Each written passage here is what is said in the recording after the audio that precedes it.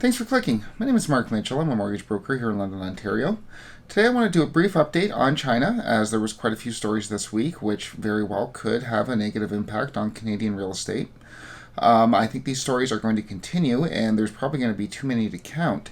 As predicted a few weeks ago and last week, the stories are starting to more and more snowball as things are not looking good in the communist state. I say communist, I really shouldn't. It's a capitalist state ran by a communist party with overly large state intervention. But that's besides the point.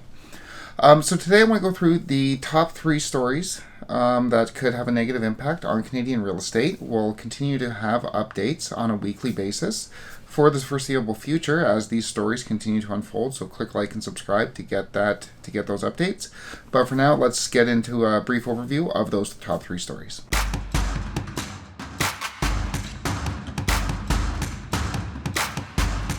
So first and foremost, what I thought was the biggest story to come out of China this week wasn't the Evergrande story, although we'll get to that.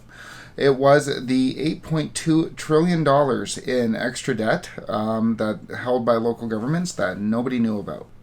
Coined local government finance vehicles, this extra debt is a way for local governments to borrow money without keeping it on the books, so it's not disclosed to international investors.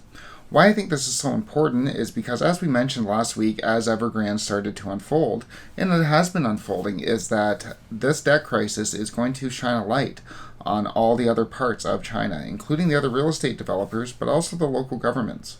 So when this information came out from Goldman and Sachs, we can see it's already really starting, as people are starting to look for more and more close at the Chinese state and where all the money's going, who owes what, and who owns what. So I think stories like this are going to continue to come out, which very well could cause more issues, as we mentioned, for Canadian real estate. If investors in China and everyday citizens in China, Chinese governments are much more leveraged or in debt than we think they are, than they disclose to the rest of the world, then they're going to be looking for hard currency, liquid assets. And a lot of liquid assets are held in Canadian real estate, so it's very well possible those assets could be sold, flooding our market and lowering our prices in order to shore up their positions on the Chinese mainland. So, $8.2 trillion is almost half of Chinese GDP, the gross domestic product. Yes, we're massively in debt in the West as well, but our debt is disclosed. It's very public. Our data isn't hidden, and that's really always been one of the biggest challenges for China and for international investors, is how much can you trust the data coming out of the Communist Party state. Second, and this is related to the first, Evergrande. They missed 2 coupon payments this week, 2 of the bond payments that were due. Multiple reports say that international investors, offshore investors, did not get their payments. So obviously, although the Communist Party has directed Evergrande to take care of its investors, has directed Evergrande not to default on its debt, if it was that easy. Although they have directed them not to default on that debt, clearly they are defaulting on that debt. There's been quite a few stories as to who is going to take precedence as Evergrande is restructured in its bankruptcy, if it does go bankrupt. But how is it going to be structured? Who is going to take priority? Is it going to be the 1.5 million domestic investors or the international investors? Again, if it's the international investors that don't get their money, that could cause a real problem with how much international investors are willing to devote into China. As we depend on China for so much of our goods, then a slowdown there is definitely going to affect us here in Canada.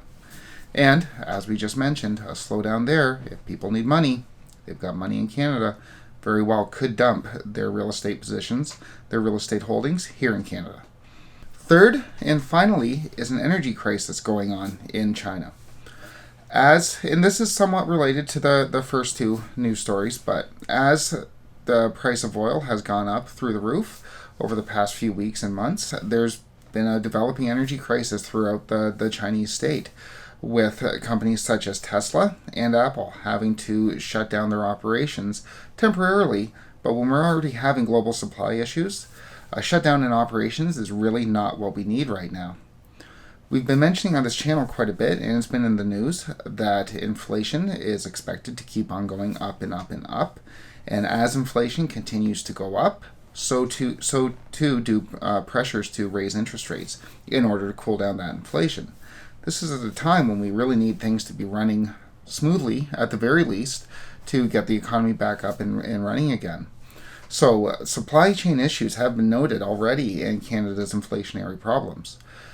As Chinese companies have to shut down more and more, this could very well affect the price of our goods and affect our inflation rate, which could help push us up even further, which will affect interest rates and put upward pressure on interest rates, which obviously interest rates do affect our real estate market. The supply chain issues have already gotten so bad that people are already predicting to do your holiday shopping early, as it's well expected that there could very well be shortages coming from China over the next weeks and months ahead.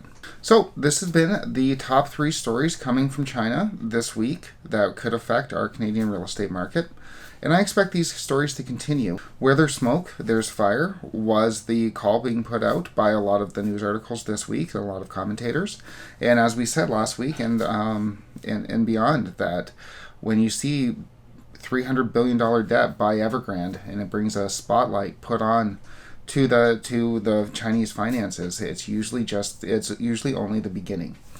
There was a reason that people were calling this China's Lehman moment, as now everyone's taking a closer look into the country's finances, and we're going to start to see really what comes out of that and where the money actually is.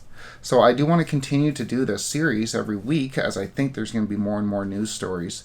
So look forward to have another update out next Friday, listing the top news stories from the Chinese state and how it could very well affect our real estate market here in Canada. So click like and subscribe to get So click like and subscribe to get those emails or to get those updates. And thanks so much for watching, and have a great weekend.